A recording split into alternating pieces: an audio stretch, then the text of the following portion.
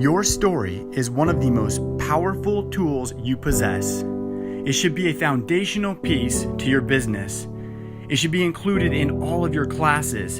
It should be a major piece of your outreach to other people. And as you learn to share your story with passion and authenticity and vulnerability, you will truly reach the emotion of other people that engages them to act. Remember, logic makes people think, emotion makes people act.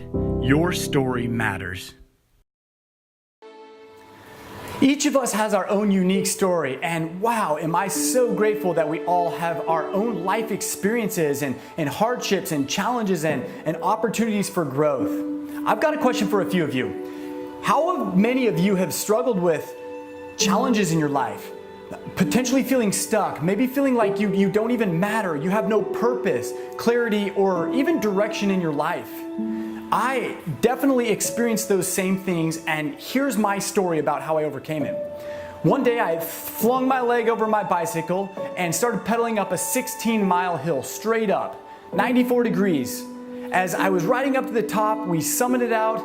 As I turned around, we then had to come back down the hill. And at 42 miles an hour, I came around a corner a little bit too fast. My front tire washed out on a patch of dirt. I impacted the cement and I slid uncontrollably for about 50 yards before I impacted a cement barrier that's used to safeguard cars from going off the edge of the cliff. I was laying there broken and bleeding.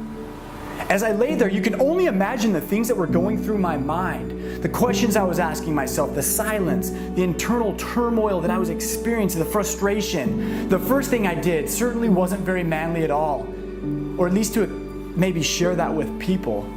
The first thing that I did was I asked for my mom. I wanted my mom to be there with me.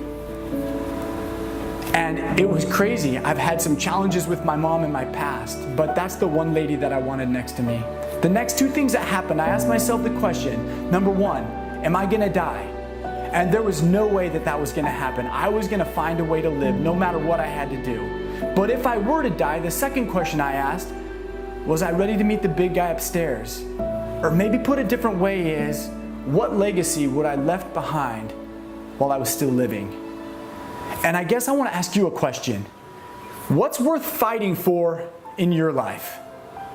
You see, that day on the mountain, I had this very close conversation with myself about the things that I needed to do and the things that I needed to change to get to where I need to be. It was no more playing small. It was no more living an average life. It was time to step into my greatness, time to start exercising my light and becoming this powerful, amazing, inspirational individual. Unfortunately, I had to crash my bike at 42 miles an hour and get hurt really bad to do that. But I don't believe that we need to do that. And here's what I want to help you with today. I want to help you craft your own story. I want you to go back and think about the experiences that you've had in your life that have helped shape and craft and mold you into the individual that you are today. I don't mean all the horrible things, but what I mean is your past has absolutely nothing to do with your future. So the beautiful thing is all the things that have happened in my past leading up to this point have helped shape me to who I've become today, but they have absolutely nothing to do with the decisions I make from today moving forward and whom I choose to become. So our story, I believe, is the single most powerful thing that we can use in business as we share it openly, transparently, and vulnerably, and will become the reason that you become an influencer in what you're doing in your role. So my challenge to you is this. Number one, I want you to relate to people. Ask them the same questions. How many of you have struggled with blank, blank, and blank? Insert the challenges and struggles that you've experienced. Humanize the process. Secondly, I want you to then say, I've experienced those same struggles, and here's my story about how I overcame that. Share your story similar to me. My story happened to be a bike wreck and some other leading pieces, but you have that unique story. Craft that, mold it, work on it. It will start out to be this huge essay that you'll cut down to this small, concise story that will be absolutely beautiful.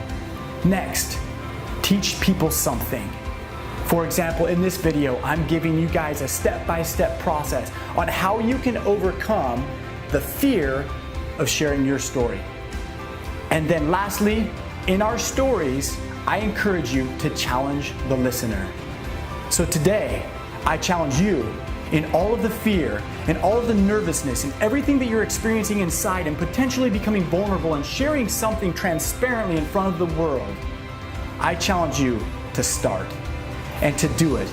And no matter how good or no matter how bad or what it looks like, I encourage you to post that and manifest it into the universe. And as you do that, you will start attracting the people and the things in your life that you need to get where you need to go. I believe that all of us are so incredibly blessed. You're blessed, you're here, you're watching this video today for a reason to listen to me and the words that I'm sharing with you. And I hope and I pray that you will do exactly that. The last piece is this: I want you to sign off. And here's my sign off. I use 3 words almost all the time religiously: dream, create, live. Those are my 3. My wife's are live, inspire, love, right? But for me it is, I want all of you to dream big, bigger than you even think you can. I want you to go create that life. Just start small, start somewhere, start crafting that story. And I want you to live your own life that you desire. Dream, create, live. It's in every one of us. I believe in you, your leaders believe in you, the people that are putting this curriculum together believe in you, and the only person now that has to believe in it is you.